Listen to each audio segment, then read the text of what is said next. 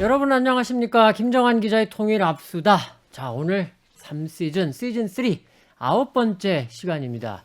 제목을 제가 개인적으로 혼자서 이 사라진 초상화의 비밀 해서 약간 미스테리하게 잡아봤습니다. 궁금하시죠? 이 비밀을 풀어주실 분 모셨는데 매회 좀 굉장히 좋은 분들을 어떻게든 잘 모셔오려고 애를 썼고요. 오늘은 또 그 중에서도 참 이 비밀을 풀어주실 굉장히 좋은 분을 모셔왔습니다. 서울대 통일평화연구원 김병로 교수님 나오셨습니다. 안녕하세요, 교수님. 안녕하세요. 네. 자, 제가 이제 사라진 초상화 이렇게 조금 비밀을 잡아봤는데 다른 내용이 아니고 교수님, 김정은 위원장 시대 들어서 북한에 대한 뭐 여러 가지 평가가 있습니다만 그 중에 하나가 이제 뭐 정상 국가를 지향하고 있다 이런 말들이 많습니다. 예. 그러면서 이번에 그 특히 그 리설주 여사를 뭐 대동한다던가 남북 정상회담에도 이제 나왔었잖아요. 예. 이런 모습들을 많이 얘기를 하는데 이게 사실은 저 평소에 궁금했어요. 이게 정상 국가라는 게 뭐냐? 북한이 뭐 우리처럼 뭐 자유민주주의 국가로 한다는 거 이건 아닐 텐데 뭐가 정상 국가냐? 궁금했다가 제가 실력이 없어서 이게 진행을 못했는데 마침 이제 교수님이 얼마 전에 예. 이 지난달에 있었던 노동당 8차 당대회 이 포럼을 하나 여셨잖아요. 발표를 하셨는데 아주 제목이 근사하더라고요. 정상 국가를 향한 집념. 이렇게 굉장히 제목을 잘 잡으셨던데 먼저 정상 국가라는 게 어떤 걸 지금 말씀하시는 걸까요? 예, 정상국가, 정상 비정상이라는 걸 나누기 참 좀 어렵지만 조심스럽죠. 예, 네. 영어로 하면은 정상국가를 normal state이라고 합니다. 그러니까 뭐 어찌 보면 정상국가 또는 보통국가라고 부를 수 있는데 일본이 뭐 보통 국가 뭐 이거를 그렇죠. 지향한다 이렇게 얘기하죠. 그렇죠. 일본이 보통국가를 지향한다라고 할 때 이제 일본은 정규군이 없지 않습니까? 네, 자위대만 있고 네. 그래서 정규 국가를 가진 국가여야 정상국가다 이렇게 이제 주장하는 거죠. 그래서 네. 보통 국가가 되고 싶다라고 하는 건데 북한 경우에도 마찬가지로 북한은 이제 자꾸 북한을 향해서 불량 국가라고 하니까 왜 우리가 불량 국가냐? 네. 그러니까 정상 국가라는 것은 예. 국제 사회에서 동등한 이론으로서 서로 교류하고 소통할 수 있는 그런 나라, 국제 규범을 준수하면서 서로 교류할 수 있는 나라 이런 정도로 우리가 크게 개념화시켜 볼 수 있죠. 근데 그런 면에서 북한은 왜 자꾸 몇 나라들 뭐 시리아, 이란 이런 나라들과 함께 불량 국가라고 하는지에 대해서 굉장히 분노하고 있죠. 그래서 김정은 위원장이 들어오면서 이제 더 이상 이제 그런 불량 국가가 아니라 정상 국가를 보여주겠다. 다른 나라들도 특히 이제 미국도 우리를 정상국가로 대우해달라. 네. 이런 집념이 굉장히 강하죠. 그 강한 집념이 이제 이번 8차 당대회 때도 표현됐다. 볼 수 있습니다. 여기서 그러니까 약간 좀 미묘한 문제 제기가 있을 것 같아요. 그러니까 이제 북한이 말하는 정상 국가와 우리가 이른바 글로벌 스탠다드, 뭐 이제 전 세계적인 어떤 그 기준, 뭐 표준 이런 거를 따르는 정상 국가, 일반 국가 이런 모습이 조금 다를 수 있다 이런 생각이 드는데 요거는 이제 차차 좀 더 여쭤보기로 하고 앞서 이제 리설주 여사 얘기를 뭐 제가 잠시 드렸습니다. 그리고 이제 그 리설주 여사가 지난해 1월 말인가요? 그때 설 기념 공연 이거를 하면서 잠깐 나왔다가 그 이후에는 이제 모습이 안 보였었어요. 예. 그러다가 이제 올해 김정일 국방위원장 생일, 뭐 북쪽에서 이제 광명성절이라고 하는 이 기념 공연에 또 이제 나와서 1년 한 1개월 만에 이제 다시 모습을 드러냈는데 우리가 생각해 보면 뭐 북중 정상회담 여기에도 이제 동행을 했고 남북 정상회담 할 때도 모습을 보여줬고 그 목소리까지 우리가 들을 수 있었고 그리고 이제 북한의 어떤 내부 행사 앞서 말씀드린 기념 공연이라던가 아니면은 뭐 김정은 위원장이 이제 백두산에를 이제 곧잘 가잖아요. 특히 이제 말 타고 그럴 때도 리설주 여사도 이제 같이 있는 모습도 보곤 했는데 생각해 보면 김정일 위원장은 사실 부인이 누군지 얼굴이 공개된 적이 없었어요. 그렇죠. 예. 그래서 이 리설주 여사가 이렇게 나오는 거 요것도 앞서 우리 교수님 말씀하신 정상 국가의 한 모습이다 이렇게 볼 수 있겠죠. 당연히 그렇습니다. 예. 그러니까 이제 정상국가라는 게 이제 대외적으로 보면 서로 이제 국제 간의 교류를 하지 않습니까? 네. 그럼 정상회담 할 때 퍼스트 레이들이 다 동반해서 영부인이, 회의에 참여하고 회의 자체는 참여 안 하지만 이제 어떤 행사에 공식 행사에 참여해서 행사를 한단 말이죠. 세리머니를 한단 말이죠. 그런 면에서 이제 퍼스트 레이디의 역할이 굉장히 크고요. 네. 그다음에 대내적으로 볼 때도 김정은 위원장은 자기 어머니 고용이에 아마 고용이가 자기 어머니가 정상적으로 어떤 대접을 못 받았다라는 생각을 할 거예요. 예, 김일성으로부터 네, 또 김정일로부터 그래서 오히려 이제 그런 어찌 보면은 이제 약간 비정상적인 어떤 가정에서부터 이제 본인이 이제 등장하면서 우리가 이렇게 건강한 가정을 이루고 있다. 그리고 이제 이설주 자기 아내가 이렇게 활동하는 그런 모습을 사람들에게 보여줌으로써 평범한 가정이다라는 것을 알리고자 하는 그런 모습이 굉장히 강하다고 볼 수 있죠. 그것도 이제 하나의 특히 사회주의 국가들은 이제 상징성 이런 걸 굉장히 중시하잖아요. 예. 그런 거의 한 일환이다 이런 측면도 있겠군요. 그러면. 그렇죠. 예. 그런데 여기서 질문이 하나 더 들어갑니다. 그런데 말씀은 알겠는데, 근데 과거에 보면 구소련에 아주 올라가서 레닌이라던가 스탈린이라던가 그 뒤를 이은 후르시초프라던가 예. 또 그 뒤를 이은 뭐 브레즈네프 보면은 구소련의 최고 지도자들 그리고 이제 중국으로 봐도 마오쩌둥 그다음에 덩샤오핑 그리고 장쩌민 후진타오 지금의 이 시진핑 주석은 물론 이제 부인과 같이 이제 나오는 경우가 많습니다만 그 이전의 사회주의 국가들에서 보면 영부인들이 이렇게 잘 드러나지 않았는데 예. 그러면 그거랑 약간 좀 맥락이 다른 거 아니냐 이런 질문도 예. 가능할 것 같아요. 예, 이제 그 이전에 그 공산주의 시절 그 냉전 시기에는 사실 후르시초프나 브레즈네프 이런 사람들은 냉전 시기였기 때문에 서구와 국제적인 교류를 할 필요가 없었습니다. 그러니까 부인들의 역할이 그렇게 크지 않았죠. 그런데 이제 냉전이 해체되고 또 이제 국제 간 교류가 증진의 세계화 시대에 들어서서 특히 이제 고바초프가 페레스트로이카를 하면서 글라스노스트 그래서 그 페레스트로이카 개혁 개방을 하면서 사실 이제 부인이 활동을 많이 해서 라이셰 여사가 굉장한 활동을 하면서 부각이 되기 시작했죠. 그리고 이제 그 이후에 이게 개방이 됐으니까 이제 서구와 교류를 해야 되지 않습니까? 그러면 서구의 그런 문화라는 정치 문화라는 것은 부인을 항상 대동하면서 다니는 그런 상황이니까 이제 그런 면에 이제 맥을 같이 해야 되기 때문에 이제 그게 이제 부인들이 활동하는 것이 정상 국가처럼 보이는 거죠. 중국도 마찬가지입니다. 중국도 냉전 시기에 등소평까지는 그렇게 큰 부인이 활동을 하지 않았지만 그렇죠. 90년대 이후에 이제 장쩌민 들어서부터는 부인들이 뭐 많은 활약을 초기는 안 했지만 어느 정도 활동을 했고 조금씩 모습은 드러냈군요. 예, 당연히 드러냈고요. 그 정상회담 할 때는 당연히 나와서 사진도 같이 찍고 했습니다. 특히 이제 후진타오 때도 상당히 활발히 활동을 했고요. 지금 뭐 시진핑 주석이야 더 말할 거 없이 부인이 이제 가수였고 그러니까 그렇죠. 활동을 많이 하고 있죠. 그러니까 사회주의 국가라고 해도 과거에는 냉전이라는 어떤 특성 때문에 굳이 영부인이라는 그 아내가 나올 필요가 없었지만 뭐 중국이 사회주의지만 자본주의를 상당히 받아들이는 것처럼 또 소련은 이제 러시아로 넘어갔잖아요. 그런 것처럼 바뀌기 때문에 어떻게 보면은 좀 글쎄요, 뭐 약간은 서구화됐다, 뭐 이런 생각도 드네요. 예, 뭐 서구화, 세계화 뭐 이렇게도 볼 수 있죠. 그리고 그 영향권에서 북한도 뭐 완전히 그걸 다 흡수했다라는 건 아니지만 상당 부분 받아들이고 있다 이렇게 해석이 되겠네요. 예, 맞습니다. 자, 그러면 본격적으로 조금 하나씩 더 들어가 보겠습니다. 이 정상 국가를 향한 열망. 이게 참 제목이 아주 눈에 확 들어오던데 먼저 지난달에 8차 당대회 어떤 면을 보고 교수님은 지금의 김정은 체제가 김정은 위원장이 정상 국가를 향한 열망을 갖고 있다 이렇게 판단하신 건가요? 예, 저는 8차 당대회가 열린 그 첫 장면을 보면서 깜짝 놀랐습니다. 왜냐면 장면 그러니까 4.25 문화회관에서 열렸는데 그 연단이 있고 그러니까 풀샷 전체적으로 보인 그 장면 말씀하시는 거죠? 그 앞에 연단을 딱 비춰줬을 때 과거에 있던 김일성, 김정일 초상이 없어진 거예요.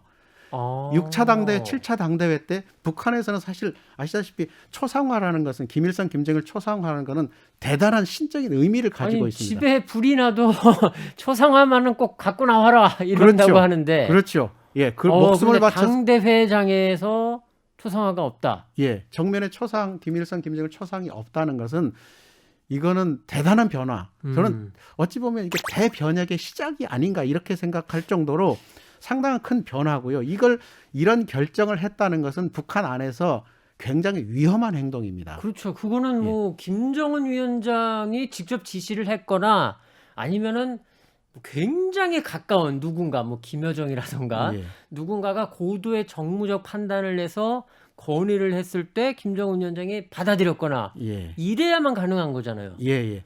어찌 보면 또 북한 안에서 김정은이라고 또 마음대로 할 수 있는 것도 아니고 그런 게 있겠죠. 이런 어떤 결정 경우는 저는 어찌 보면 김정일이 상당히 위험을 각오하고 이런 결단을 했다라고 할 정도로 쉽지 않은 겁니다. 근데 이런 결단을 했다는 것은 이제 북한에 뭔가 큰 변화가 일어나고 있다라고 봐도 저는 틀림없다라고 봅니다. 그러니까 교수님 말씀 듣고 제가 궁금했었어요. 사실 무슨 말씀이냐면 그 화면 이제 동영상이나 사진 공개됐을 때 저도 그 대회장 딱 보고서 뭔가 좀 이상하다, 뭔가 좀 다르다 이런 느낌이 그냥 있었는데 예. 지금 그 뭔가 다르다고 한 게 바로 김일성, 김정일의 사진이 없었다 이런 거였네요. 그렇죠. 예. 물론 그 자리에 보면은 그렇다고 해서 아무것도 없었던 건 아니고 이 노동당 기는 있었죠. 예. 지금 사실 이제 김정은 위원장이 들어서면서 아버지가 이제 선군 정치를 내세웠었는데 그거를 거둬들이고 노동당을 중심으로 지금 나라를 이끌어간다 이렇게 평가를 하는데 한국가 체제로. 예. 그렇죠. 지금 말씀하신 것도 그런 연장선에서도 이해가 될 수 있겠군요. 그렇죠. 이게 이제 큰 변화가 뭔가 하면 이제 어떤 개인으로부터 사실 이제 당이라든가 또 국가라는 이런 차원으로 이제 시스템이 변화되는 거라고 볼 수 있습니다. 네. 크게 보면은.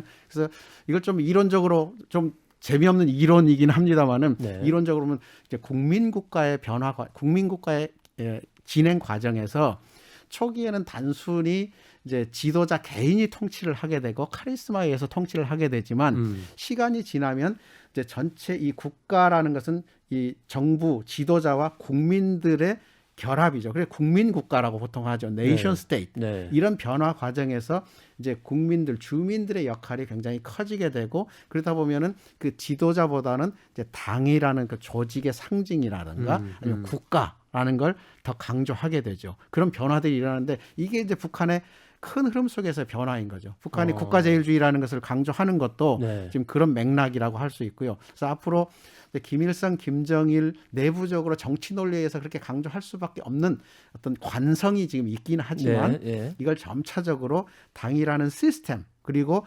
국가라는 걸 강조하면서 체제와 사회를 변화시켜 보려고 하는 그런 집념이라고도 할 수 있죠. 그게 이제 저희가 말하는 정상국가라고 보는 거죠. 그거를 이제 아까 교수님은 굉장히 적극적으로 평가를 하신 것 같은데 대변혁이란 말도 쓰셨어요. 저는 분명히 더 나아갈 수 있다. 지금 수준이 아니라 더 나아갈 수 있다. 저는 분명히 이건 큰 흐름 속에서는 변화의 시작인데 북한의 어떤 구조라든가 장애물들이 굉장히 많죠. 관습이 있고요. 하루아침에 바뀐다는 건 어렵습니다만은 그러나 누군가 의지를 가지고 개혁을 시작한다는 건 굉장히 중요한데 저는 이번에 8차 당대회에서 아마 그런 모습이 좀 보였다라는 것이고 이게 앞으로 발전된다면 아마도 이제 외교관들이 해외에 나올 때 김일성 배지가 아니라 공화국기를 달고 나올 가능성이 저는 앞으로 있다. 그런 변화가 진행될 우리는 것이다. 흔히 배지하지만 이제 북쪽 사람들은 휘장이라고 하는데 지금 보면은 뭐 김정일, 김일성 같이 있는 휘장이거나 아니면 이제 김일성만 있는 휘장인데 지금은 이제 그걸 달고 다니죠. 근데 사실 그게 조금 보면은 뭐 약간 좀 너무 안 맞죠. 그런데 아마 앞으로는 어느 시점에 가면 북한도 국제사회에 나올 때 그런 거 안 달고 나올 수 있다. 저는 제가 이제 주의 깊게 본 것은 이게 지금 8차 당대회에서만 바뀐 게 아니고요. 사실은 이제 전원회의를 기준으로 보면 전원회의 때도 김일성 초상이 다 예대에 있었어요. 근데 전원회의 때 초상이 떼어진 게 언제냐면은 하노이 회담 이후입니다. 그러니까 그건 뭐냐면은 하노이 회담에서 뭔가 기대를 많이 했고 네. 북미 외교가 정상화된다는 걸 전제로 하면 베트남 모델로 갈 수 있다는 거죠. 그럼 베트남 모델로 간다는 건 북미가 외교 수교를 하게 되고 그러면 이제 미국과 관계도 좋아지고 교류도 할 텐데 네. 그것을 대비하는 차원에서 그때부터 이 정상 국가의 구체적인 아이디어, 그러니까 초상화를 뗀다는 아이디어는 그때부터 시작됐다라고 봅니다. 그래서 아마 이제 전원회의 장면들을 팔로업 다시 해서 소급해서 보시면 그때가 전원회의가 아마 7기 4차 전원회의인가 그럴 겁니다. 네. 7기 4차 전원회의가 하노이 회담에 실패하고 나서 자력갱생으로 가겠다라는 쪽으로 이제 전환하면서 발표한 그 4차 전원회의인데 사람들은 하노이 회담의 실패 그러니까 이제 자력갱생 이제 내부 안에서 이제 다독이는 어떤 모델로 전략으로 바뀌었다라는 데에만 초점을 맞추는데 사실 그거를 실패는 했지만 실패하리라고 처음에 준비를 안 했겠죠. 이 북한에서는 이제 성공하면 어떻게 변하겠다라는 준비를 했을 거 아니겠습니까? 네, 네. 그러기 때문에 실패를 해서 발전 전략은 이제 자급자족 자력갱생으로 바뀌었지만 네. 그동안 준비했던 이런 정상 국가를 향한 변화들, 초상화를 떼고 뭔가 개혁의 어떤 방향으로 가기 위한 그런 부분은 지속하고 있다. 그렇게 봐야 될 거라고 봅니다. 그렇게 보면 8차 당대회 이전에 하노이 회담 이후 7기 4차 전원회의부터 이제 쭉 그 변화가 시작됐고 그게 이제 클라이막스가 8차 당대회에 드러난 거죠. 그 보면은요 또 하나 눈에 띄었던 게 이번에 비서국을 다시 이제 부활시켰습니다. 그러면서 예. 김정은 위원장도 뭐 국무위원장 그 직함은 그대로 갖고 있으면서 당 안에서는 이제 총비서 이렇게 됐는데 예. 그러면 이런 비서국 체계를 되살린 거 예. 이것도 혹시 그런 사회주의 정상화 당연히 이렇게 그렇습니다. 봐야 되나요? 예, 사회주의 국가에서 보통 이제 당의 책임자를 세크레터리 비서라고 네. 부르는데 이제 그걸 이제 다 위원장이라고 부르니까 이제 뭐 북한 안에서는 이게 헷갈리기도 하다 이렇게 표현을 하는데 네. 사실은 이제 국제 사회에 나와 보면 이제 세크레터리 이게 그 비서라고 하고 총비서라고 하는 것이 서로 교류하는데 상당히 그 보편적이라는 거죠. 그러니까 그런 이제 사회주의 이른바 사회주의권 국가들과의 교류에서는 그렇죠. 뭐 그런 게 더 이해가 빠르고 예. 뭐 격이 맞는 거고. 예. 그래서 많은 북한 전문가들도 사실 이 총비서라는 직함이 북한 안에서 보면 김정일 위원장 이전에 위원장에게 영원한 총비서라고 직함을 부여를 그랬죠. 했어요. 네. 그렇기 때문에 그런 북한의 논리에서는 김정은이 총비서를 받지 않을 것이다. 다른 직책을 또 만들 것이다라고 예측을 대부분 그렇게 했어요. 그게 그런데 이제 뭐 국무위원장 뭐 이런 식으로 이 정도로 이해를 했던 건데. 그렇죠. 그런데 저는 김정은의 그 머릿속에 정상 국가를 향한 집념을 읽는다면 분명히 이전에 어떻게 했든지 간에 상관없이 이제는 정상적으로 총비서로 돌리겠다라는 의지가 굉장히 강해서 이렇게 바꿀 것이다라고 생각을 했습니다. 근데 그 전체적인 그 맥락은 이제 뭐 다른 데에서도 많이 논의가 됐습니다만은 그 5년마다 당대회를 정기적으로 개최를 한다라는 것도 이전에 있었다가 없앤 것들을 다시 복구를 다 시켰어요. 그래서 5년마다 정기적으로 당대회를 개최해야 다른 사회주의 국가들 다 5년마다 하고 그랬죠. 있거든요. 예, 그런 부분이라든가 하여튼 아마 이제 그 하나하나 따져보면요. 엄청나게 많은 변화들이 지금 북한 안에서 어찌 보면 그걸 어떤 개념으로 봐야 되느냐. 전 사회주의 정상국가라는 그런 관점에서 보면 김정은 마인드를 읽을 수 있다고 봅니다. 근데 아까 이제 그 호칭 얘기가 나와서 잠깐 다시 여쭤보면 그러니까 지난 8일부터 11일까지 또 전원회의가 또 열렸습니다. 북쪽에서. 예. 그런데 그 관련한 사실을 보도하는 북한의 대외 매체 조선중앙통신이 영문으로 이제 기사를 또 내보내면서 김정은 위원장의 호칭을 전에는 이제 체어맨 뭐 위원장 이렇게 했다가 이번에는 프레지던트 이렇게 바꿨어요. 요거는 어떻게 봐야 될까요? 그것도 당연히 다른 사회주의 국가들 또는 그 서구 국가들과 비슷한 형태로 국가의 최고 책임자는 프레지던트라는 그 영어 명칭으로 보면 국제적으로 소통하려면 아무래도 영어 명칭을 써야 되고 그렇죠. 예. 또 이제 밖에서는 이제 사실 한국말 조선말보다는 이제 영어 명칭을 가지고 판단을 하니까 이제 잠깐 뭐 체어맨이라는 걸 썼다가 이제 프레젠트로 이제 바꿨다고 그러는데 아마 그건 당연한 수순일 것 같습니다. 프레젠트로 해서 국가의 최고 책임자임을 드러내는 것. 이제 당 차원에서야 이제 세크레터리 총비서, 제너럴 세크레터리 총비서지만 이제 그 전체 국가를 지도하는 통치자로서는 프레지던트가 최고 통치자. 그러니까 사실 뭐 물론 이제 내각 책임제를 하는 나라들의 경우에는 이제 프라임 미니스터, 뭐 총리 이렇게 쓰지만 대부분의 또 대통령제라던가 이런 걸 하는 나라들은 이제 프레지던트를 많이 쓰니까 예. 거기에 이제 좀 맞춰서 가는 거다 이렇게도 볼 수 있겠네요. 예, 예. 당연히 그렇습니다. 예. 그리고 사실 지금 보면은 이 시진핑 주석도 영어 호칭은 또 프레지던트. 프레지던트라고요. 그렇습니다. 그런 맥락에서 이것도 역시 이 호칭도 이 사회주의 정상 국가라는 관점에서 해석할 수 있다. 예. 이런 말씀이네요. 예. 자, 그러면 제가 여기서 아까 그 예. 이제 변화들 중에 한두 가지 제가 좀 말씀 더 드리고 싶은 게 하나 있었는데 네, 예. 그 8차 당대회를 마치고 나서 8차 당대회를 이제 축하하는 기념 공연을 네, 했어요. 있죠. 예. 그 공연도 제가 한 2시간 정도 되는 공연을 이렇게 쭉 봤는데요.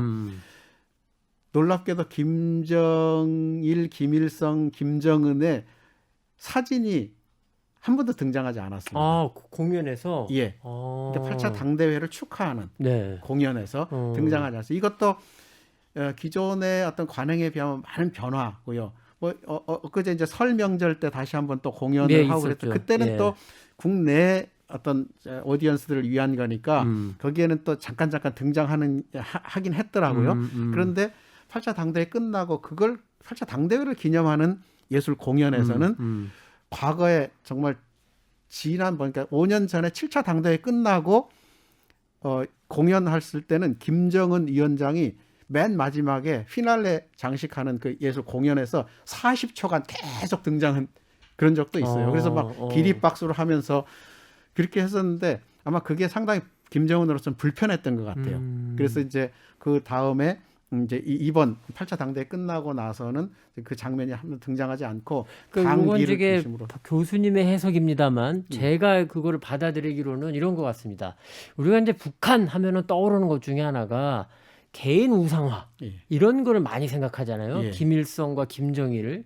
그런데 지금 8차 당대회 이게 그 당대회라는 굉장히 공식적인 그런 큰 행사에서 거기에서 김일성, 김정일은 물론이고 김정은의 사진까지 안 썼다라는 건 그거는 우리가 흔히 생각하는 개인 우상화라는 관점에서 보면 굉장히 좀 놀랄 만한 일이긴 하네요. 그렇죠.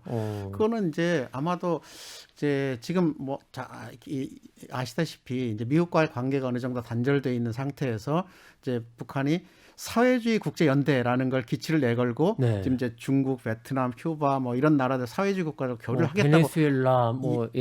예. 한 20여 개 정도 되는 그런 사회주의 국가들이 있습니다. 네. 그 국가들과 교류를 하겠다고 지금 나온 상황에서 문제가 되는 게 뭐냐면은 중국과 과거 2015년에 한번 그 예술단 공연을 하려고 했어요. 그러다가 천성을 가서 그때 뭐 좀 시끄러웠던 그런 예, 경우였죠. 공연을 하지 않고 돌아왔었죠. 결렬돼서 돌아오지 예, 않았습니까? 예. 크게 이제 갈등이 있었죠. 예. 그 갈등의 구체적인 내용이 뭔가 하면 그 당시 하나가 이제 미사일 이렇게 쏘아 올리는 인공위성 쏘는 네. 장면 그것 때문에 조금 거북스러웠고 다른 하나가 이제 초상 문제였습니다. 김정은을 이제 그 초상을 내놓고 거기 이제 기립박수하는 막 그런 장면들이 중국으로서는 받아들이기 어려운 거죠. 이제 그런 갈등 때문에 공연을 하러 갔다가 포기하고 돌아올 정도로 네. 이런 마찰이 있었는데 앞으로 중국과 지금 교류를 하겠다고 하는 상황에서 그런 부분을 계속 유지해가지고는 교류가 안 되는 거죠. 그것도 눈여겨볼 부분이네요. 예, 예. 그래서 예술 공연에서도 이제 오디언스 이렇게 청중에 따라서 네, 내부 네. 청중 내부 국민들에게는 보여줄 수도 있지만 국제 교류를 할 때는 이제 그런 부분 다 삭제해야 되니까 그런 변화들을 지금 하고 있는 거죠. 그 당대회 이제 계속 조금 더 여쭤보면은 보면은 또 눈에 띄는 게 이런 게 있었어요. 인민무력성, 인민무력부 우리가 예. 이제 흔히 그렇게 불러왔는데 이름이 국방성으로 바뀌었습니다. 예. 그러니까 우리로 치면 국방부인데 생각해 보면은 어느 시점인가 이거 우리가 이제 지금 뭐 펜타곤이라고 하는 미국 국방부 지금은 이제 그냥 국방부라고 하지만 언젠가는 국방성, 국무성 이렇게 우리가 부르기도 했었거든요. 예. 근데 이제 북한이 이번에 인민무력성을 국방성 이렇게 바꿨는데 요것도 조금 눈에 띄더라고요. 예, 이거는 이제 8차 당대회 때 한 건 아니고요. 네. 작년인가요? 그러니까 작년이죠. 11월 달에 네. 이렇게 당대회 하기 전이죠. 전에 인민무력성을 이제 국방성으로 교체를 했죠. 바꿨는데 이름을 이제 바꾼 예, 건데. 인민무력성은 아무래도 약간 뭐 군사적인 냄새가 좀 나고 그러나 이제 국방성 그러면 이제 국가 중심으로 한 방위 체계 이런 느낌을 주지 않습니까? 그래서 이제 국제적으로도 이제 국방부, 국방성 이렇게 많이 쓸 거예요. 예, 그렇죠. 예. 그런 면에서 이제 국방성을 따온 거죠. 이런 이제 부처의 이름 변화도 정상국가, 사회주의 정상국가라는 관점에서 우리가 볼 여지가 있다 이런 말씀인 거죠. 예. 자, 그리고 아까 이제 공연을 말씀해 주셨는데 그런데 보면은 폐막식에서 인터내셔널가를 불렀다. 이 부분을 또 교수님이 좀 지적을 해 주셨는데 요거는 어떤 뜻인가요?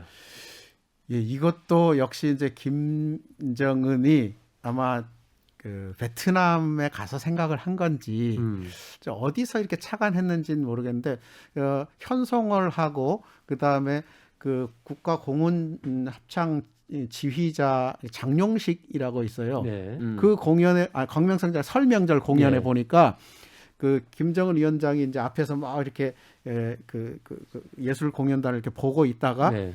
어느 중간쯤에 이제 한번 그 장용식 그 지휘자가 옆에 와가지고 막 귓속말로 얘기하고 하면서 이제 지시하고 뭐 이런 그런 장면들이 있더라고요. 네. 그러니까 이제 사회주의 국가에서 예술 부분에서 굉장히 신경을 많이 그렇죠. 쓰고 있는 예. 그 사회주의 굉장히 중요한 선전 수단이니까. 예. 예. 그런데 이게 인터내셔널이라는 노래가 사실은 이제 사회주의 국가의 국제 연대를 위해서 매우 중요한 네. 역할을 하는 그런 노래입니다. 네. 그러니까 이제 사회주의를 어느 정도 이해하려면은 사실 이성 코드보다는 감성 코드로 많이 읽어야 돼요. 이 노래라는 게 엄청난 사회주의를 국제적으로 이제 연대하고 결속시키는데 이게 굉장히 뭐 기존의 중요한 사회주의 요소입니다. 국가들만이 아니고 서유럽의 사회주의를 표방하는 정당들도 이 인터내셔널가를 부르잖아요. 그럼요. 예, 이거는 사회주의가 태동하면서부터 나온 노래입니다. 그러니까 1871년 파리 고뮌에서 예, 예. 처음으로 이제 이게 시로 발표가 되고 그 이후에 이제 작곡이 돼서 이제 이 노래를 부르는데 사실 인터내셔널 이 노래는 그 소련이 이제 볼셰비크 혁명 이후에 소련 연방이 1922년에 창설이 되는데요. 네. 그때부터 한 22년 정도 소련의 애국가 국가로 불렀습니다. 네. 이걸 그러다 이제 스탈린 시기에 조금 이제 자기 우상화를 하기 위해서 조금 이제 나중에 다른 애국가로 바꿨는데 근데 그만큼 모두 사회주의 국가들이 이 노래를 부르면서 인터내셔널 노래를 부르면서 국제적 연대를 이렇게 느끼는 거예요. 그런 작용을 하고 있는 이 노래거든요. 근데 이제 북한이 이제 주체라는 걸 강조하면서 어느 순간인가 이제 이걸 중단하고 우리의 당기, 높이 날려 우리의 당기 이런 걸로 바꿨단 말이죠. 7차 당대회 때도 그랬죠. 예, 7차 당대회 또 높이 날려 우리의 당기 네. 이걸로 바꿨어요. 그런데 이제 사회주의 국제 연대를 추구해야 되는 그런 시점에 있고 북한 경우에 그렇다면은 이제 지금 중국도 2017년 19차 당대회 때에 이걸 이제 경음악으로 부르면서 폐막을 하게 했고 뭐 베트남이나 큐바나 웬만한 사회주의 국가들은 다 행사 때 이 노래를 부릅니다. 폐막식 때. 네. 어떤 경우는 이제 합창으로 하는 경우도 있고 경음악으로 하는 네. 경우도 있고. 근데 북한은 이제 거기에서 약간 벗어나 있었는데 주체를 강조하고 예. 우리식으로를 강조하니까 예. 요거를 안 했던 건데 이번에 예. 다시 이번에 등장했다. 다시 등장하고 이걸 시작했다는 거죠. 그런 면에서 이건 저는 이것조차도 굉장히 큰 변화다. 북한이 그러면 이게 주체를 포기하는 거냐 뭐 이런 얘기도 하겠지만 그거보다는 사회주의 국제 연대 서로 교류하기 위한 거다. 그렇게 본다면은 이제 뭐 예전에 뭐 무슨 북한의 평양시를 뭐 만들어 가지고 시간을 북한식으로 뭐 만드는 그런 것도 있었고 그런데 그런 것들이 이제 어찌 보면은 주체의 굉장히 왜곡되고 극단적인 그런 표현이지 않습니까? 그러니까 그런 것들을 좀 이제 바꾸고 정상화시킨다는 의미에서 좀 국제적으로 좀 다른 나라들이 이해할 수 있는 그런 범주로 이제 다 바꾼다는 거죠. 그러니까 잠깐 정리를 해드리면 이제 정상국가라는 게 거듭 말씀드리지만 우리가 생각하는 인권과 개인의 자유가 보장되는 이런 서유럽식, 뭐 우리도 이제 마찬가지죠. 이런 정상국가라기보다 사회주의, 라는 관점에서의 정상국가. 예. 그렇지만 그것도 굉장히 북한으로서는 쉽지 않은데 그것을 향해서 지금 가고 있다. 지금 이렇게 지금 교수님은 보시는 거죠. 예, 예. 그렇습니다. 자, 그런데 약간 반론성 질문을 좀 드려야겠는데 이제 교수님이 발제문에서 또 하나 이제 눈여겨 보신 게 김일성, 김정일 청년 동맹 이게 지금 있습니다. 이게 굉장히 강조하고 있는 외곽 조직인데 이 명칭도 지금 바꿀 거로 보고 계신다 이렇게 좀 쓰셨어요. 예. 명칭, 개정, 예정 이렇게 쓰셨는데 그런데 이번에 당 대회를 보면은 또 한편으로는 김일성, 김정일 주의 이거를 여전히 강조하고 있거든요. 예. 그렇게 보면은 뭐 살짝 뭐 제가 조금 반론을 해보자면 아니 뭐 남쪽 갔던 제비 한 마리 온다고 해서 봄이 온 건 아니지 않습니까? 예. 이렇게 조금 좀 살짝 제가 예. 조금 여쭤보겠습니다. 예. 그러니까 김일성, 김정일 청년동맹이라고 지금 북한에서 청년동맹을 부르고 그렇죠. 있는데, 네. 그러니까 이제 그 명칭을 바꾸겠다는 건 제가 한 말이 아니고 네. 그 당대회에서 나온 거거든요. 앞으로 바꾸겠다. 그러니까 청년동맹 그 회의를 통해서 청년동맹 대회를 통해서 명칭을 바꾸겠다라고 발표를 했어요. 아, 그랬나요? 예, 그럼 그렇습니다. 제가 조금 미처 다시 찾아봐야겠는데. 예, 분명히 그렇게 발표를 했습니다. 그래서 바꾼다고 얘기를 했는데 네. 사람들이 김일성, 김정일 청년동맹 왜 바꾸는가 의아해하지 않습니까? 그렇죠. 네. 이상하지 않습니까? 네. 정상 국가라는 그 집념 속에서의 그걸 보면 확연히 이해가 된단 말이죠. 왜냐하면 이제 앞으로 사회주의 국제 연대를 추구해야 되고 청년들이 밖에 나가서 막 활동을 해야 되는데 활동을 해야 되는데 그런 이름으로 하기는 조금 김일성, 난처할 수 있다. 김일성, 김정일 주의가 대내적으로는 상당히 이제 확산이 돼 있고 사람들이 배우고 그러지만 통치 이데올로기고 아직은 국제적으로는 막스 레닌주의에 미치지도 못하고 비교가 안 되죠. 비교도 안 되고 사람들이 잘 알지도 못하고 그러니까 지금 김일성, 김정일주의라고 부르는 것을 이제 대외적으로 주체 사상이라고 해서 바꿔서 부르고 있어요. 그래서 밖에서는 해외에서는 주로 주체 사상이라고 알고 있고 조금씩 김일성, 김정일주의라고 뭐 바꾸는 곳이 있긴 합니다만은 막 그런 국제적인 지금 기준으로 봐서는 좀 어렵다고 봅니다. 그렇게 본다면 청년들이 밖에 나가서 다른 많은 사회주의 국가들과 교류를 하기 위해서는 그리고 또 이번에 주장하기로는 이제 사회주의 집권당으로서 최장기 집권당이라는 것을 표현을 했어요. 그래서 그 위용을 좀 발휘하겠다. 그러니까 자기네들이 사회주의 그 여러 국가들과 또 정당들과 교류하면서 주도를 하겠다는 거죠. 그럴 때는 사회주의라는 이름을 써야 되고요. 그러니까 저는 김일성, 김정일 청년동맹이 어떻게 바뀔 거냐. 김일성, 김정일 저는 뗄이라고 보고요.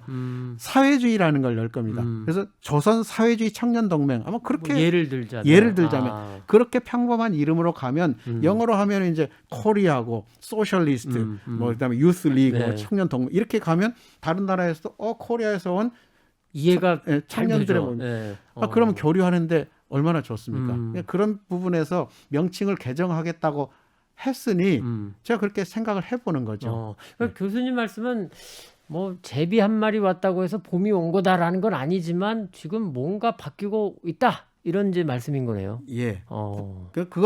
그거를 가장 잘 인지하고 있는 것이 김정은 위원장이다. 북한 내부에 있는 사람들은 이렇게 해도 상관없고 저렇게 해도 상관없어. 그러나 이제 내부를 잘 알고 또 국제적인 상황들을 잘 알고 있는 최고 지도자로서는 엄청 고민이 되는 거죠. 그러겠죠.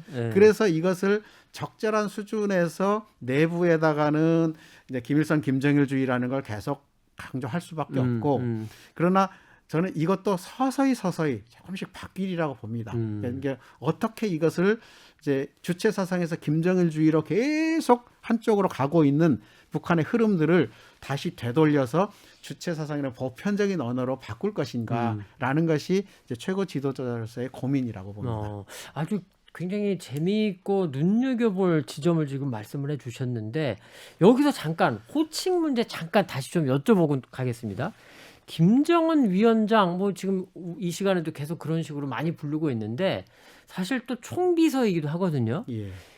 기자가 기사를 써야 되는데 이거 위원장으로 써야 하나요? 총비서로 써야 하나요? 뭐 당과 관련될 때는 총비서라고 해야 될 테고 당과 관련된 거. 그러니까 뭐 당대회라던가 전원회의 이런 거는 총비서. 그다음에 어떤 대외적인 거라던가. 예, 국가를 대표하는 직위로서의 최고 지도자라고 할 때는 위원장이라고 당연히 해야 되겠죠. 예, 그것을 이제 영어로는 프레지던트라고 바꿨으니까 네. 영어로 그렇게 표현해야 되겠고 그냥 한국말로 하면은 위원장이라고 그렇게 부르는 게 적당하겠죠. 그렇군요.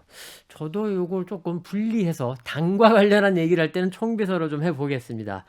자, 그러면 여기서 조금 이제 교수님 말씀을 듣다가 사실 어떤 생각이 들었냐면 지금 이제 교수님은 김정은 위원장, 김정은 총비서를 북한의 개혁가 이런 관점에서 지금 좀 보고 계신 것 같습니다. 그러니까 물론 여기서 말하는 개혁가라는 게 뭐 자유민주주의 국가로 가는 개혁가 이런 뜻이 아니라 할아버지부터 지향했었던 게 사회주의인데 그게 아버지 시대 특히 고난의 행군기를 거치면서 왜곡이 됐었고 예. 그리고 내가 이제 집권해서 그거를 다시 사회주의 정상 궤도로 올려놓겠다라는 개혁가로 지금 보고 계신 것 같습니다. 예. 그리고 일정 부분은 공감이 되는 그런 분석도 있는데 그런데 아까 이제 고르바초프 얘기를 조금 해주셨잖아요. 예.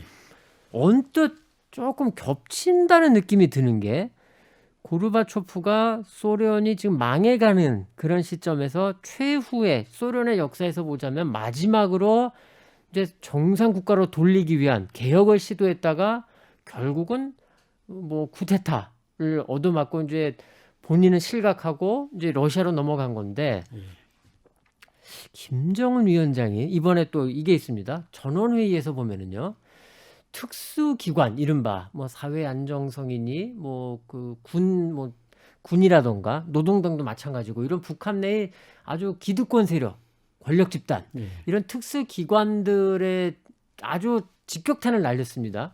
뭐라고 했냐면 특히 이제 경제와 관련해서 당권, 법권, 군권을 발동해서라도 갈겨야 한다. 굉장히 좀 과격한 말을 했는데 근데 저는 거기서 약간 의아했던 게 우리가 흔히 그냥 생각하는 아까 이제 개인 우상화의 북한도 있지만 북한은 최고 지도자, 최고 권력자의 말 한마디면은 다 끝나는 나라? 이렇게 생각했는데 근데 갑자기 거기에다가 특수기관들을 겨냥해서 당권, 법권, 군권 굉장한 권력들이잖아요. 이거를 총동원해서 무너뜨려야 한다 이런 식으로 얘기를 했어요. 이게 김정은 위원장이 뭔가 이런 사회주의 정상 국가를 지향하는 개혁의 그 열망은 있다 하더라도 내부적으로는 그게 진짜 대단히 어려운 그런 상황에 지금 있는 게 아니냐. 그렇다고 한다면 앞서 이제 당 대회를 통해서 짚어주신 이런 것들이 혹시 북한 내부에 어떤 그 뭐라고 할까요? 역풍? 뭐 이제 고르바초프가 페레스트로이카 글라스노스트를 제대로 진행하지 못하고 결국 쓰러진 것처럼 물론 이제 김정은 위원장한테 무슨 뭐 일이 생기다 이런 것까지는 아니겠지만 개혁이란 걸 하다가 굉장히 좀 역풍을 맞고 어려워질 수 있는 혹시 이런 가능성은 어떻게 보실까요? 그게 지금 최고 지도자로서는 굉장히 큰 부담, 정치적 부담입니다. 그게 뭔가 하면은 지금 이번에 나온 그 표현은 이제 작년에도 좀 비슷한 인지를 했고 그런 표현을 했었는데 지금 이제 북한이 시장 개혁 쪽으로 지금 요즘에는 사실 그 얘기를 안 합니다만은 그 좀 잘못 해석하는 것 같아요. 분명히 김정은 경우는 시장 개혁 쪽으로 지금 전환을 했고요. 과거 지금 10년 집권하면서 기업소법, 농장법, 산림지법 여러 법을 만들면서 완전히 이제 그 기존에 있던 시스템에서 시장을 많이 도입하는 체제로 법으로 다 전환을 시켰어요. 그러고 있죠. 그리고 사회주의 기업 책임관리제, 그다음에 뭐 포전 담당제 아무리 얘기를 해도 결국은 그 시행하는 어떤 기관들은 힘이 없는 기관들. 예를 들면 농업과 경공업 부문에서 어느 정도 지금 진행이 돼서 상당한 효과를 보고 있어요. 그런데 안 되는 부분이 절대 움직이지 않는 부분이 뭔가 하면은 당이나 군대나 국가 보안 그런 기관 안정성 뭐 이런 데죠. 그런 국가 기관에서 관리하는 엄청난 회사들이 있습니다. 그게 굉장히 중요한 회사들이 큰 회사들인데 거기는 안 바뀌고 있는 거예요. 손을 못 댔죠 사실. 그래서 거기에 대한 불만이 북한 내에서 엄청나게 심합니다. 예를 들면 다른 데서는 다 시장 가격으로 물건을 구입하는데 이런 기관들에서는 만약에 협동농장에 와가지고 쌀을 가져가요? 국정 가격으로 가져가 버리는 겁니다. 할 말이 없는 거죠. 근데 그런 폐단들이 계속되고 있고 바뀌지를 않아요. 네. 그러니까 그런 부분들을 이렇게 보면 이런 문제들 때문에 이제 시장 개혁으로 전환을 했음에도 불구하고 일부분에서 효과가 나는데 그 효과를 다 갉아먹고 있다는 거죠. 이런 기관들이. 그런 현상들이 나타나니까 경제도 성장 안 되고 이렇다 생각하니까 이제 절대 그 부분을 용납하지 않겠다. 모두 그 자체적으로 적용했던 시장 원리라는 게 또 굉장히 어렵습니다. 왜냐하면 이게 사회주의 원리와 시장 원리를 이렇게 조합한다는 것이 이게 보통 어려운 일이 아니에요. 그래서 거기서 말하는 이제 지표별 계획과 액상 계획이라는 것을 적정한 수준에서 결합을 해야 되는데 이게 좀 머리 아픈 일이에요. 그러겠죠. 그러다 보니까 네. 이번에 그 계획도 잘못 세웠다고 네. 한 달 만에 지금 다시 전원회의 소집해가지고 경제부장 갈고 막 그러지 않았습니까? 그러니까 그런 것들이 이렇게 쉽게 될 수가 없어요. 그러니까 다시 말하면 북한 안에서 아무리 그렇게 김정은이 이게 경제 정상화를 해야 된다, 뭐 노력을 아무리 해도 사람들이 안 바뀌는 거예요. 그러니까 이제 바로 그 부분인데 네. 제가 그래서 여쭤보는 게 그 부분에서 사실 이제 김정일 위원장도 뭐 7.1 조치라던가 뭐 그 화폐 개혁이라던가 이거 안 한 건 아니었어요. 예. 그런데 결국은 다 그냥 뭐 용두사미 혹은 뭐 실패, 대참사 뭐 이런 식으로 끝나버렸거든요. 김정은 위원장도 과연 그걸 해낼 수 있겠냐? 그리고 예. 오히려 이런 그러니까 전체적인 틀로 보자면 사회주의 정상 국가지만 이미 북한이란 체제가 사회주의 정상 국가에서 상당히 이탈해 있기 때문에 그리고 그 과정에서 기득권 세력이 등장했고 근데 이거를 다시 본궤도로 올리려고 한다면 그 사이에 상당한 뭔가 최고 지도자라고는 하지만 뭔가 긴장이 조성될 수 있는 거 아니냐 이런 생각이 좀 들거든요. 맞습니다. 저도 이걸 보면서 참 암담하기도 하고요. 한편으로는 그러니까 지도자 입장에서 뭔가 방향을 정해놓고 그쪽 방향으로 계속 가려고 하는데 70년 동안 쌓인 누적된 네. 관행들과 그렇죠. 장애물들이 있지 않겠습니까? 그것을 바꾸기가 얼마나 어렵다는 어렵죠. 것을 보고 네. 있는 겁니다. 상류층들 지금 핵심 군중이라고 하는 상류층들 지금 시장 개혁에 대해서 굉장히 냉소적으로 보고 있습니다. 아마 그러겠죠. 예. 네. 시장에서 돈을 벌고 이렇게 조금 뭔가 이렇게 소득이 올라가는 사람들은 지금 중산층입니다. 그러니까 중산층은 어느 정도 살아나고 있는데 저소득층 완전히 버려져 있죠. 극빈층들. 네. 그다음에 상류층들은 이 혜택이 자기들에게 바로 돌아오지 않는 거예요. 분배가 잘 안 되는 거예요. 그렇죠. 돈이 제대로 안 네. 도니까. 그러면 이제 중산층들 시장을 통해서 이런 변화들이 일고 있는 것에 대해서 이제 냉소적으로 볼 수밖에 없고 적극적으로 참여를 안 한단 말이죠. 이제 네. 그분들이 이제 보통 이제 당이나 군이나 이런 관료들이지 않습니까? 그러니까 이런 사람들의 의식을 바꾸기가 너무너무 어렵다는 것을 이제 이번에 보여주는 거죠. 그래서 앞으로 이제 이런 변화들을 저도 이제 제가 이전에도 그런 분석을 했지만 결국은 외부의 도움이 필요합니다.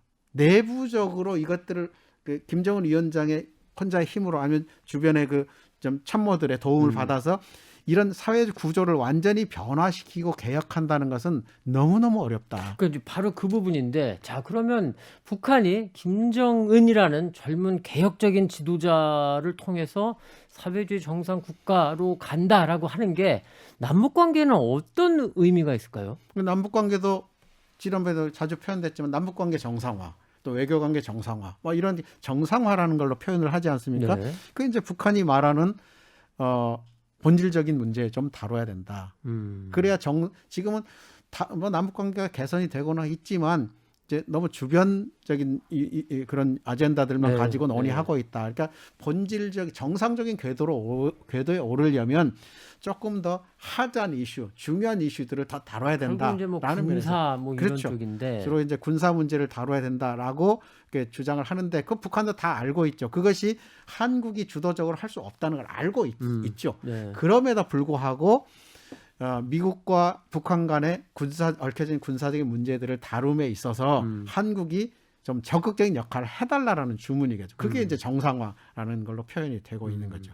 그 좀 전에 이제 교수님은 또 그 북한이 사회주의 국가 정상화로 나아가려면 외부의 지원이 필요하다 이런 말씀도 예. 해주셨어요. 예. 거기서 말씀하시는 외부라는 거는 뭐 우리 한국을 의미하실까요? 아니면 더 다른 나라나 어떤 뭐 국제 기구라던가 이런 것까지 말씀하시는 건가요? 아무래도 다른 나라들은 관심이 적겠죠. 도와주면 다른 국제 기구나 국제 사회가 도와주면 제일 좋지만 이런 의식을 이런 그 의도 또 통일에 대한 비전을 가지고 있는 한국이 역할을 할 수밖에 아유, 근데 없다라고 뭐 생각합니다. 교수님이 더 잘하시겠지만 우리도 북한과 그래도 화합하고 잘해서 평화를 지켜야 한다. 그 과정에서 통일이 가능한 거 아니냐라는 그런 의견이 있고 그게 아니고 여전히 북한을 조금 불편해하고 그리고 우리가 흡수 통일이라던가 뭐 멸공 통일해야 되는 이렇게 보는 의견도 좀 만만치 않아서 그러니까 이제 이걸 우리가 그냥 주도적으로 뭘 다 하려고 하면 안 되고요. 이제 북한의 그런 구조들을 정확히 알고 있으면 이제 그거를 북한이 이제 정상 국가화를 하기 위해서 대외 활동이나 대외 교류를 적극적으로 하려고 준비하지 않습니까? 네. 저는 이제 거기에 호응하는 정책을 저는 우리 한국 정부의 대북 정책이 북한 국제화라는 그런 담론을 가지고 나가야 된다라고 그러니까 봅니다. 국제 사회에 북한이 뭔가 조금 진출하려고 할 때 예. 그럴 때 우리가 뭔가 그 방해가 아니라 예. 좀 옆에서 도와주고 뭐 그런 걸 오히려 우리가 조금 더 함께 할 수 있는 이런 게 필요하다 이런 예. 말씀이네요. 그 이제 스포츠라든가 학술이라든가 뭐 모든 아까 말한 영역에서 이제 청년들이 뭐 국제 교류를 한다던가 이런 분야. 예.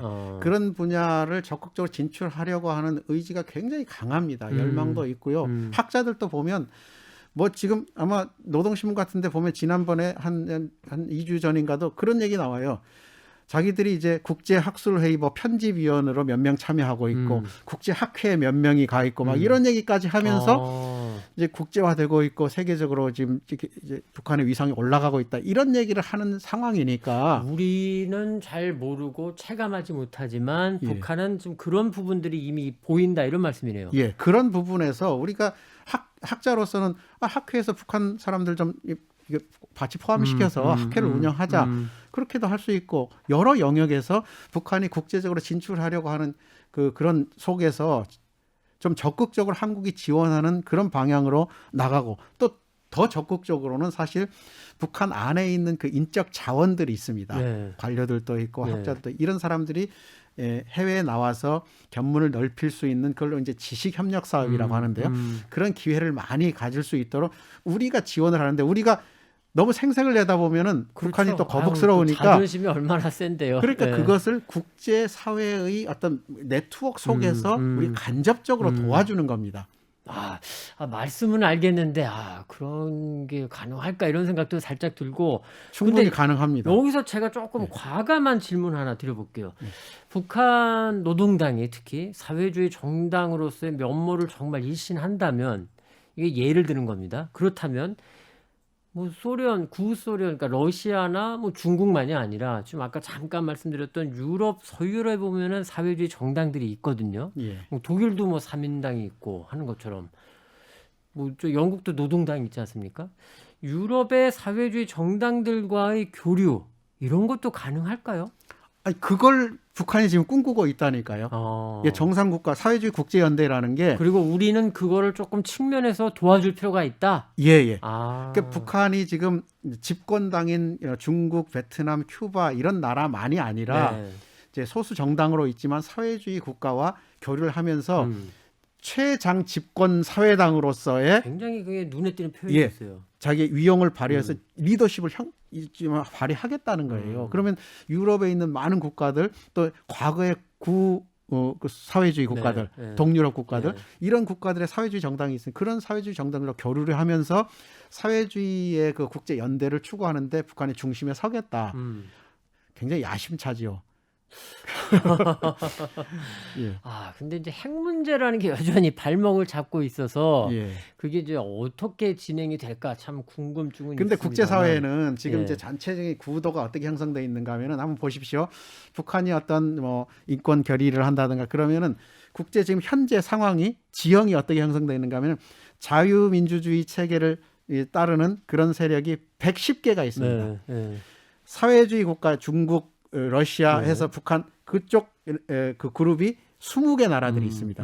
그리고 중간에 왔다 갔다 하면서 이제 회색지대 한 55개에서 60 정도의 나라들이 있습니다. 그런 정도로 지금 지형이 국제 지형도가 형성이 되어 있어요. 그러니까 이 북한이 지금 기획하는 거는 이제 20여 개의 그 사회주의 나라들, 이 나라들과 이제 활발한 교류를 시작으로 해서 이제 중간지대 한 60여 개 있는 나라들. 우리가 이름도 잘 모르는 나라들이죠. 그런 나라들부터 해서, 왜냐하면 미국이 그걸 정상화 시켜주지 않으니까. 그렇죠. 미국과 교류를 뚫어야 일반 사회민주주의 국가들과 교류를 하게 되는데 그건 닫혀 있으니까 사실 어려운 상황이긴 하죠. 그런데 북한으로서는 지금 단계에서는 미국이 인정을 안 해주기 때문에 그러나 미국과도 외교 정상화를 하기 위해서 사실 노력을 싱가포르 이후에 계속 하지 않았습니까? 만약에 트럼프가 조금만 정치력을 발휘했더라면 하노이에서 뭔가 타결이 그렇죠. 됐고 좀 변화가 많이 건데. 있었을 텐데 아쉽긴 합니다만, 그래도 이제 그런 미국과의 관계는 좀 어그러졌지만 다른 영역에서는 북한 안에서 계속 집권 이후에, 김정은 집권 이후에 추구해왔던 정상 국가를 향한 노력은 계속하고 있고, 그 부분은 제가 오늘 뭐 다 설명은 못 드렸지만은 뭐 스포츠에서 뭐 생중계를 한다든가 뭐 생방송 한다든가 여러 아주 굉장히 많은 부분들이 북한 안에서 변하고 있고 변해 왔습니다. 그러니까 그런 부분을 우리도 좀 적극적으로 평가를 해줄 필요가 있고, 그렇죠. 필요하면은 또 지원도 좀 해야 된다. 이런 말씀이네요. 이제 그거를 너무 이제 제가 이렇게 얘기하는 것이 실제 그렇게 모든 것을 다 바꿀 수 있다, 그렇게는 보지 않습니다. 사회는 구조라는 게 있고 지도자가 뭐 한번 명령을 한다고 해서 모든 사람들의 생각을 다 바꿀 수 있는 것도 아니고 굉장히 어려운 과정이죠. 그래서 장애물도 있고 구조적 한계도 있고, 그래서 이걸 과연 넘을 수 있을까? 우리가 우리의 눈으로 보기는 합니다만은 이제 변화의 방향이 그렇게 방향을 간다면 우리는 그걸 활용해야 되죠. 마중물을 넣어서 어떤 마중물이냐, 북한 적극적으로 해외에 진출할 수 있도록 도우면서 북한을 개방으로 좀 이끌고 어떻게 이 변화를 활용할 것인지에 대한 그런 방향에서 준비를 한다면, 저는 뭐 한국이 지금 뭐 세계적으로 경제적으로 상당히 선진국이고 충분히 저는 가능하다. 그런 면에서 좀 적극적으로 북한의 변화들을 보고 북한이 추구하는 바를 지원하면서도 우리의 목표를 또 실현할 수 있는 그런 고도의 전략들. 정치력이 필요할 것 같은데. 자, 김정한 기자의 통일 압수다. 오늘 조금 이야기가 길어졌습니다. 그런데 우리 김 교수님 말씀을 듣다 보니까 이런 생각은 듭니다. 지금 김정은 위원장을 이제 어떻게 평가할 것인가의 문제로 또 조금 흘러가는 것 같은데, 교수님은 아마 북한의 젊은 개혁적인 지도자 이런 걸 조금 염두에 두시는 것 같고, 물론 거기에 대해서 이견이 있는 분들도 많으실 거고요. 그런데 다만 한 가지 확실한 건, 북한이 우리가 보기에도 우리에게 이익이 되는 방향으로 변화를 시도한다면, 그렇다면 우리는 무엇을 해야 할 것인가? 이 부분은 굉장히 중요한 질문을 지금 주셨다, 이렇게 볼 수 있을 것 같습니다. 사회주의 정상 국가, 북한 김정은 위원장이 지향하는 이 방향으로 얼마나 갈 수 있을지 저희도 계속 지켜보겠고요. 자, 오늘 조금 긴 시간 또 함께해 주신 시청자 여러분 감사하고요. 늘 드리는 말씀이지만 좋아요와 구독은 필수다. 네, 고맙습니다.